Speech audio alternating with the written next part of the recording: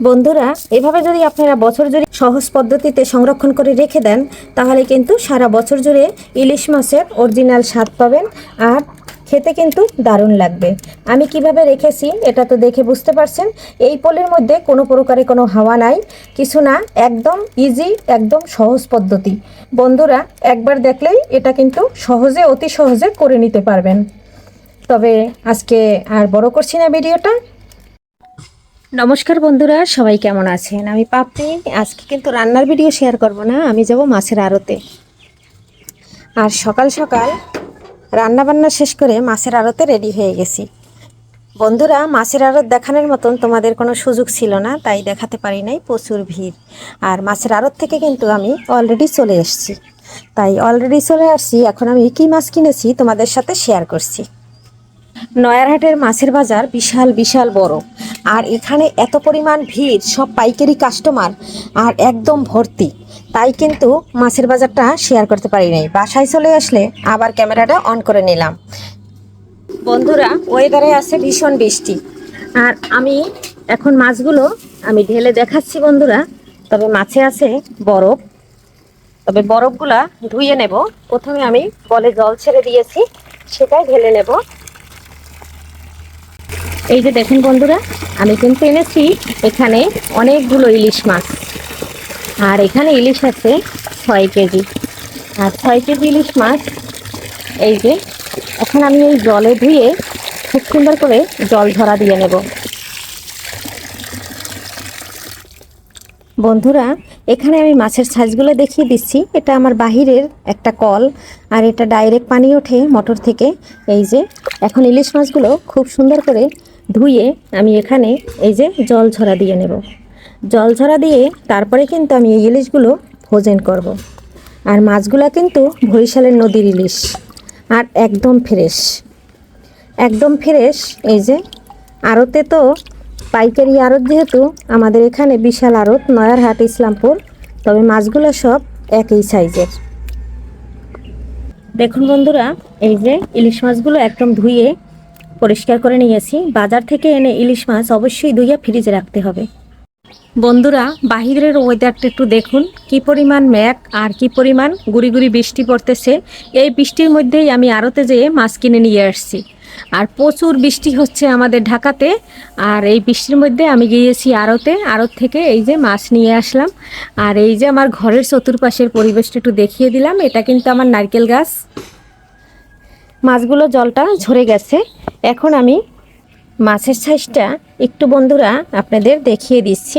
মাছগুলো সব সাজিয়ে নিচ্ছি। এখানে 4টা মাছে 1 কেজি হয়েছে, আর এখানে আমি 6 কিলো মাছ নিয়েছি। মাছগুলো কিন্তু অলরেডি আমার জল শুকিয়ে গিয়েছে। এখন আমি একটু কাপড় দিয়ে মুছে, একটা সুতির কাপড় দিয়ে মুছে তারপরে মাছগুলো আমি ফ্রিজে ফ্রোজেন করে রেখে দেব। আর এই মাছগুলো আমরা পরে যখন মন চাবে তখন আমরা এক একটা বের করে খেতে পারবো। কারণ আমরা নিম্নবিত্ত পরিবার, তাই কিন্তু আমরা ছোট ইলিশটাই কিনে এনেছি। কারণ বড় ইলিশ কেনার মতন আমাদের সুযোগ বা সামর্থ্য কোনোটাই নেই। কারণ ইলিশ মাছে প্রচুর দাম। তাই কিন্তু বন্ধুরা আমরা এই বাজার থেকে ছোট ইলিশ কিনে এনে বছর জুড়ে খাবো, সেটাই আজকে সংরক্ষণ করব। আর তার ভিডিও নিয়ে হাজির হলাম। এই যে মাছগুলো একদম সাজিয়ে নিয়েছি বড় একটা থালায়। আর কেমন লাগলো বন্ধুরা? আর যেখানে আছে মাছ সেখানে আছে মাছি, সেটা যে থাকবে না সেটা তার হতে পারে না। তবে আমি থালায় সাজিয়ে নিয়েছি, বোঝা যাচ্ছে কি না জানি না বন্ধুরা, তবে একদম খুব সুন্দর করে সাজিয়ে নিয়েছি। বন্ধুরা, এখানে কিন্তু আমি একটা গেঞ্জির কাপড় নিয়েছি, একদম 100% সুতা।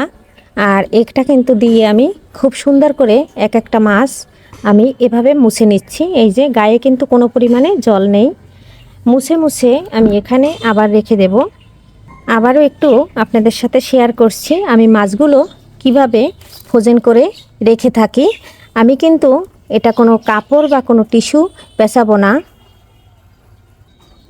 বন্ধুরা, এই যে দেখুন, আমি আপনাদের দেখিয়ে দিচ্ছি এখন আমি এই যে খুব সুন্দর করে মাছ মুছে এখানে রেখে দিলাম। আরও একটা দেখিয়ে দিচ্ছি। আর একভাবে কিন্তু সবগুলান মাছ কিন্তু একই রকম। আর দুই একটার ভিতরে অল্প একটু একটু ডিম হয়েছে। ডিম আমার ছেলের ভীষণ প্রিয় ইলিশ মাছের, তাই কিন্তু আমি একটু ডিম ডিম দেখে মাছগুলো এনেছি। এখন কিন্তু এখানে কোনো প্রকারের কোনো জল মাছে নেই। এরকম একটা সুতির কাপড় দিয়ে মুছে তারপরে যদি মাছগুলো রাখা হয় তাহলে কিন্তু খুব ভালো থাকে। এখন আমি নিয়ে নিচ্ছি পলি। এখানে কিন্তু আমি কোনো কাগজ বা কোনো টিস্যু আমি পেঁচাবো না, তাই আমি এখানে মাছগুলো নিয়ে নিয়ে এখানে আমরা রেখে দেব। এই যে বন্ধুরা, আমি পলিথিনে দুটো করে মাছ রাখছি। এই যে দুটো করে মাছ রাখছি। আর আমার যেহেতু ডিপ ফ্রিজ আছে, এই যে মাছ দুইটা কিন্তু আমি যদি মনে চাই যে আমি একটা রান্না করব সেটাও করতে পারবো। আর যদি মনে করি যে না দুটো বের করব তাহলে দুটোও বের করা যাবে। আর যেহেতু আমরা 3 জন মানুষ, এর থেকে বেশি আর কি লাগে না। এই এখন কিন্তু আমি একদম পুরো রেডি করে নিয়েছি। এভাবে সব ফ্রিজে রেখে দেব। তবে বন্ধুরা, একটা জিনিস খেয়াল রাখতে হবে, মাছে যেন কোনো প্রকারে ভিতরে হাওয়া না থাকে। এভাবে পলিটা মুড়িয়ে রেখে দিতে হবে। হাওয়া থাকলে কিন্তু সেই মাছটা ফ্রোজেন করা হবে না। আর আমি কিন্তু সেইভাবেই ভিতরে কোনো হাওয়া রাখি নাই, এভাবেই রেখে দিলাম। এটা কিন্তু একদম সহজ পদ্ধতিতে ইলিশ মাছ সংরক্ষণ করা। বন্ধুরা, সবগুলান মাছ একদম হয়ে গেছে রেডি। এখন আমি এটা একটা বড় পলিতে ভরে নেব। সবগুলো মাছ একটা পলিতে খুব সুন্দর করে, এই যে বন্ধুরা, ভিতরে কিন্তু কোনো পরিমাণে কোনো হাওয়া যাতে না থাকে, তারপরে আমি আর একটা বড় পলি করে নেব। এই যে দেখুন বন্ধুরা, আমি কিভাবে বড় পলি করে নিই। এভাবে খুব সুন্দর করে মাছগুলো সাজিয়ে রেখে দেব।